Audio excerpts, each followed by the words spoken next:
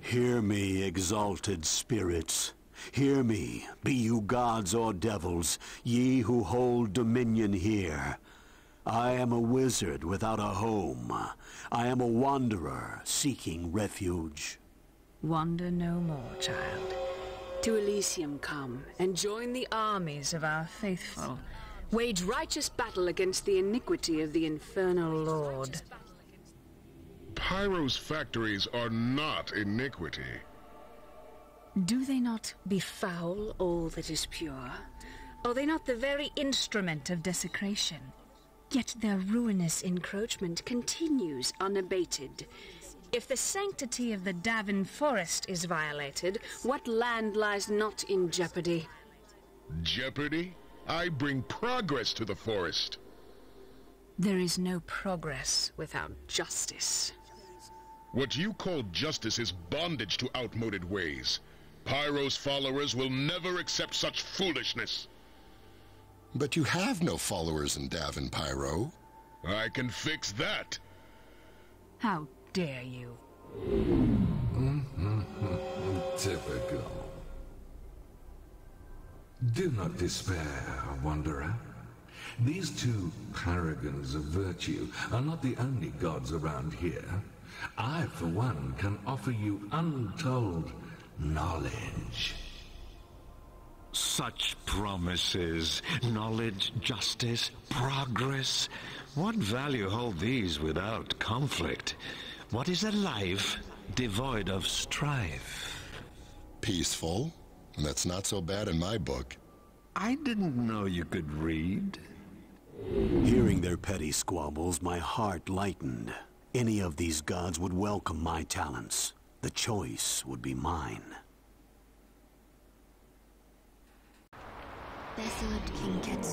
Ladies and gentlemen, welcome to RetroGOAT. I'm your host, Wizard of the GOAT Network, and today we are taking a look at a real-time action strategy game called Sacrifice, published back in the year 2000. It was developed by Shiny Entertainment, you might know them from Earthworm Jim, and published by Interplay, known for, among other things, the Baldur's Gate series. It was praised back in the day for its unique gameplay, art style, superb music and voice acting, but it sold very poorly. It's one of those games that has a cult following, me among them, but never got a real foothold in the mainstream market. This is some random gameplay in the background, just a PC show-off. And I've always thought about how to describe Sacrifice to someone that have never played it, because it is so unique that I can't actually think of any other games that are like it. Anyways, I'm gonna give it a shot with this video, and hopefully you'll understand how it works when it's over. Anyways, let's drop into single player and let me show you what it's all about. Alright, now we're in the single player of Sacrifice. So now that you can see a little bit more, allow me to explain a couple of things. So I call this a real-time action strategy game. And the reason why I'm doing that is because it incorporates elements of an action game into a real-time strategy game. Because all in all, you have sort of a base, you have resources, or rather one resource, which is souls, and, well, mana, I guess. But you do not so much build a base, and you do not so much gather resources, not in the traditional sense of games like Warcraft or Starcraft, Age of Empires and so on. Instead you have mana, you have souls, and you have this altar of yours. This altar is basically your headquarters. This is the place that the enemy wants to get to. You want to get to their altar, which is over there, I think. Yeah, because I only have one enemy player in this PC player. So I want to get over there and desecrate his altar to his god, and he wants to get over here and desecrate my altar. So, desecrating altars is basically what you want to do in this game. But to do that, you need to defeat the enemy wizard, of course. And when we're talking about wizards, we're talking about servants under particular gods. You see, this game is based around the concept that you're serving a couple of very interesting and creative gods who are battling out their godly plans and so on, and you are rewarded with spells and creatures from their arsenal, basically. And all the different gods have different creatures and different spells. From level 1, which are the basic, like these 3, up to level 10, which is the top tier. Right now, our character is level 6, so this is what is available to him. And he's serving under the god Persephone, which is a paragon of virtue, a goddess of justice and stuff. Yada yada, yeah. And there are another good god called James, a neutral god called Stratos, an evil god called Pyro, and another evil god called Charnel, and they range from like really good to really evil and in the middle and so on. And are based around a couple of different elements and so on. This, seeing as Persephone is a good god, she has a lot of healing and like rainbows and stuff, healing ore, yeah, boring stuff, I know, I should have had an evil god, but this was the only thing available for me in this scenario, so you'll just have to make do, won't you? So, we have souls, we have 5 souls currently, and we need mana. So, to use these souls, we need mana, and we have a little bit of mana, of course. Let's summon some mana whores. Yes, it's a very, very strange name for a very, very strange little creature. Let's have 3 of them. These are... Guard me. These basically refill your mana. As long as you have these guys around, or at least one of them around, your mana will regenerate. However, they do not create mana, they only channel it to you. To get mana, you need a mana fountain like this. And you need to take it over by building a monolith. You do that by using a structure spell. Basically, you build a monolith. Doesn't require any resources except mana. And will give you more mana regeneration. Alright, so you can also build shrines, which are basically mini altars that you can put like small forward bases.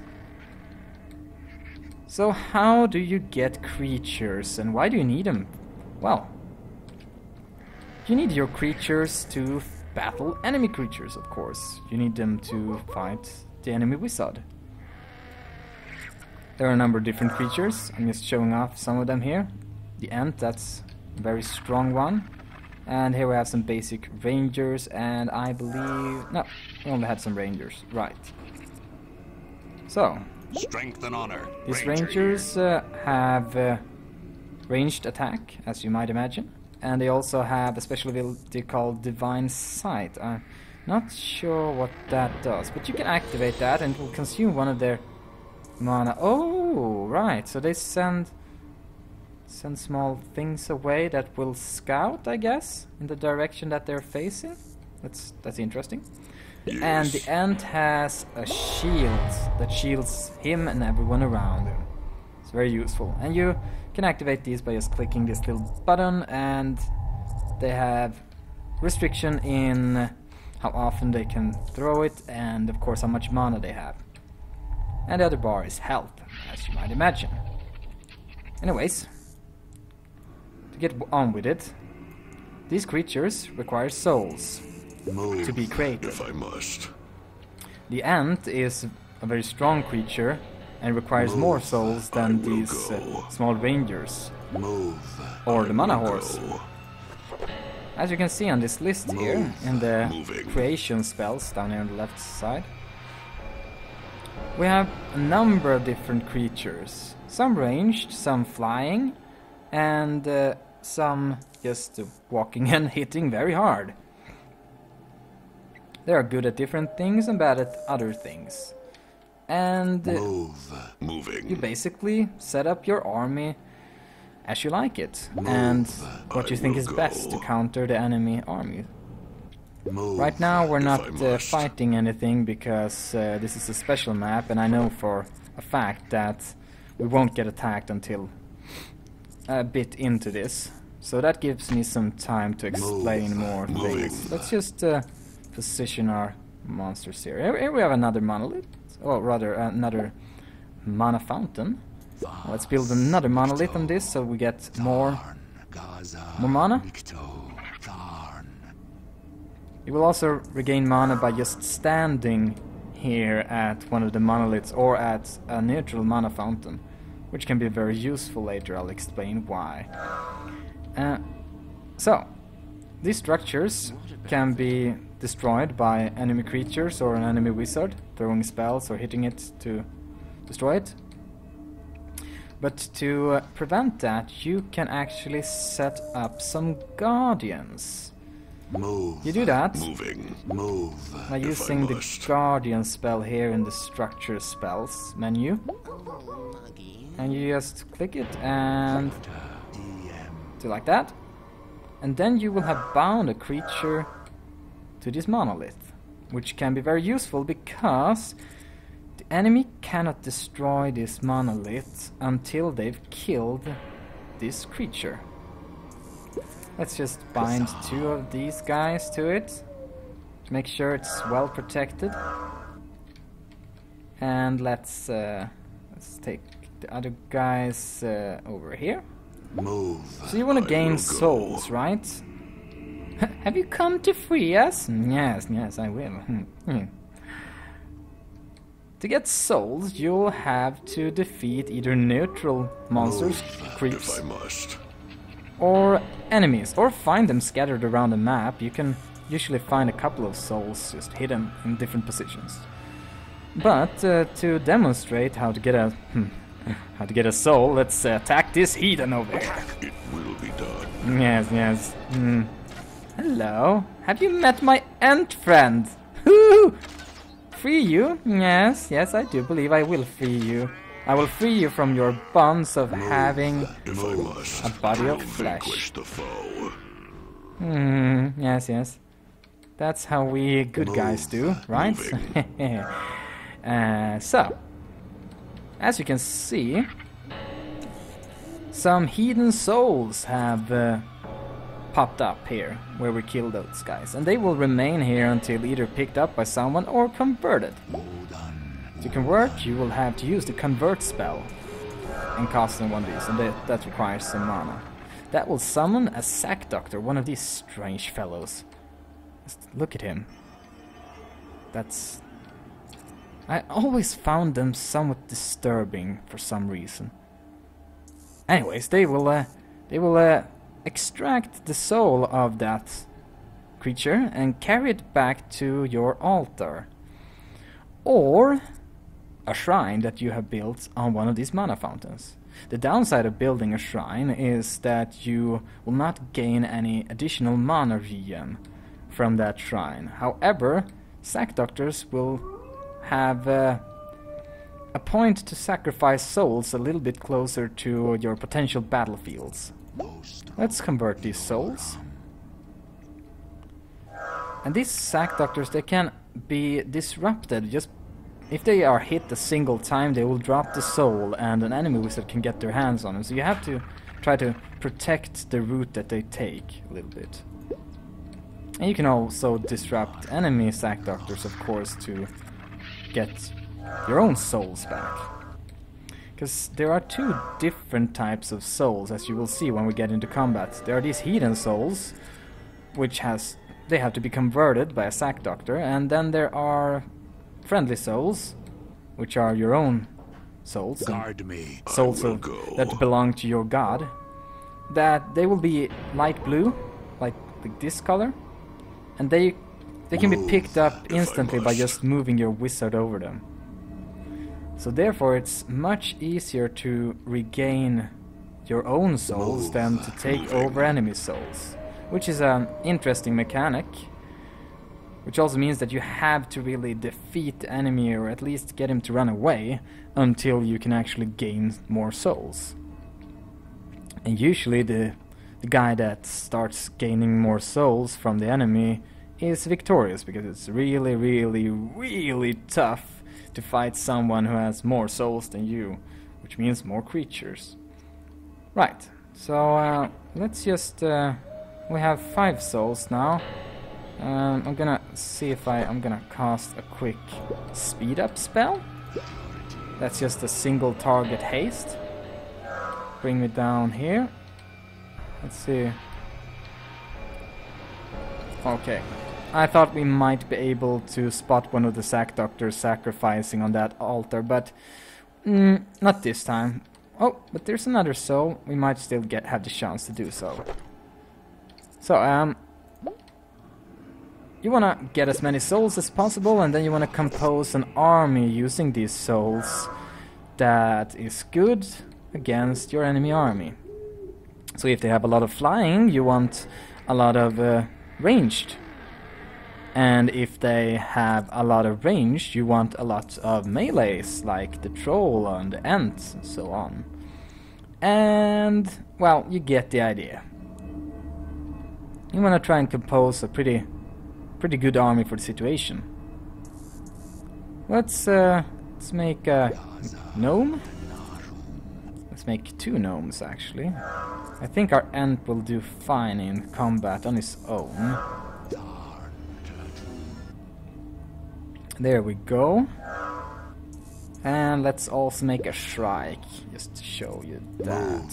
I will go. You are group 1. There we go. And I've also grouped them into a single group. You can give them a formation, if you so desire. I've never found a real reason to do so, more than just to keep them together a little bit.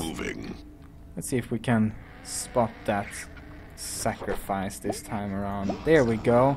As you can see, there's something going on down there.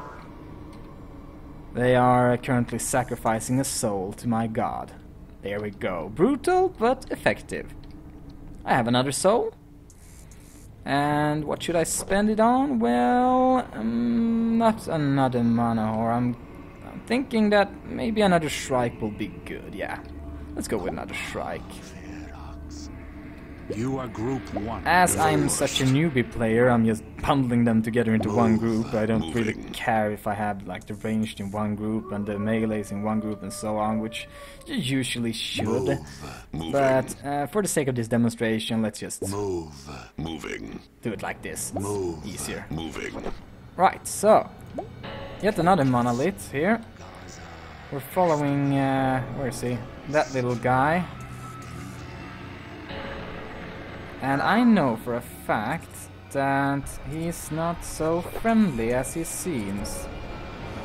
Follow me again, and I have one more surprise to show you. Ooh, you will be able to beat the nasty ragman for sure. Very nice of you. However, you are very suspicious, my little friend. How about... I have a spell ready for you.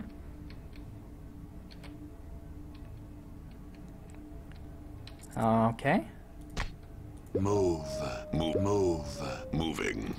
Hello. Come talk to me. And it is revealed. Oh my. Enemy sighted. Invalid target. There we go. Kill him. As you will it.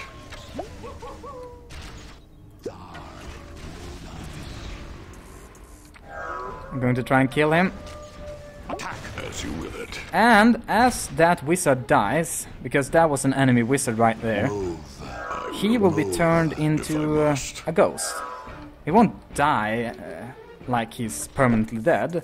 Instead, he will become a ghost, and he'll have to get to a point where there's either a neutral mana fountain or a monolith, or back to his altar. And there he will regain his mana until it is full, If I must. and then he will respawn. So you're not dead just because you got killed once. However, I do believe this guy has a couple of monsters already, although they have been kept back until we activated that event. If I must. So let's try and fight him, shall we? Spilled yet another monolith here. Maybe I should have put a shrine, but whatever. There's also a teleport spell here in the structure spells that makes you teleport you and every friendly creature close to you to a point on the map, like one of your structures, basically. So your altar, or one of your monoliths, or a shrine. Okay, let's see. Enemy sighted. Enemy sighted? Where? Oh! Oh, there. Move. If I must. Oh, they're incoming. Alright, here we go. Vanquish the foe. Your creatures are under attack. Come on. Your creatures are dying. Let's put out a double rainbow. Double rainbow all the way across the sky. And the rain of frogs. Because that's really funny. Your building is under attack. This is... Yeah. Invalid target. Your wizard is under attack. Moving. It will be done. Your Ow. creatures are dying. And I'm getting my ass kicked, sadly. Your building is under attack. I'm just taking back some of these...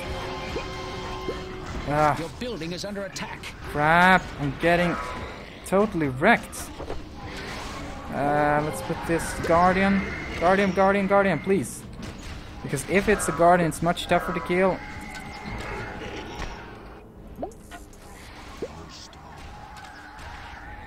Okay, we might be able to bring that one down. Boom! Come on, come on. Die.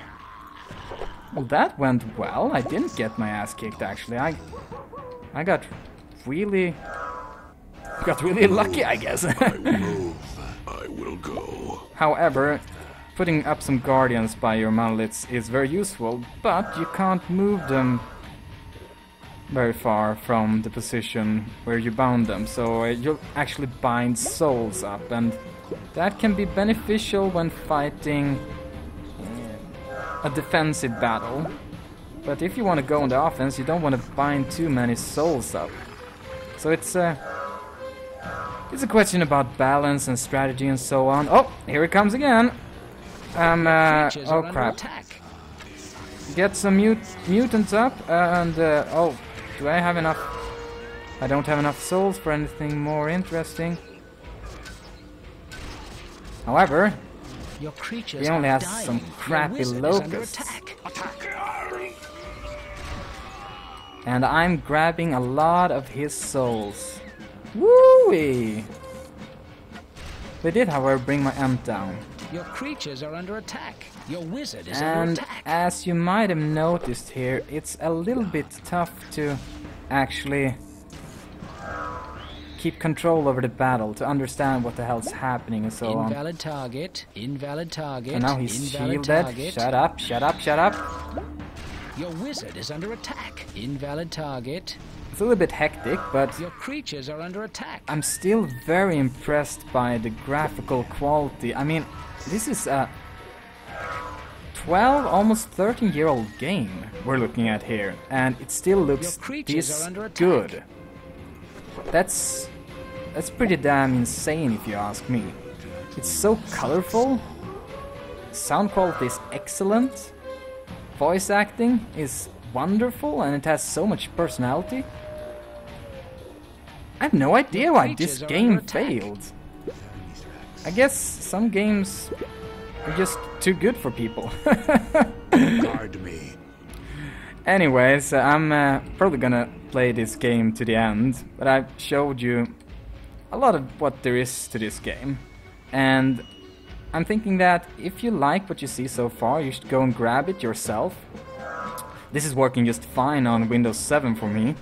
I'm using my original sold out software copy here. But you can find it on GGOAT.com for 9.99 euros. And your regional equivalents, probably. And it's a great game. It's tons of fun, and it's so underrated. Can't really grip how underrated this is. So, if you like this footage, give a comment, quick like, subscribe, so on. And if you want me to do more on Sacrifice, give us a call in the comment section. And maybe we'll do some multiplayer footage, because this has both multiplayer and single player. And I know for a fact that there are lots, well, not lots, but still some people playing this in multiplayer, which is also very impressive for such an old game. Well, this has been Wizard of the GOAT Network, RetroGOAT, showcasing Sacrifice. Good day.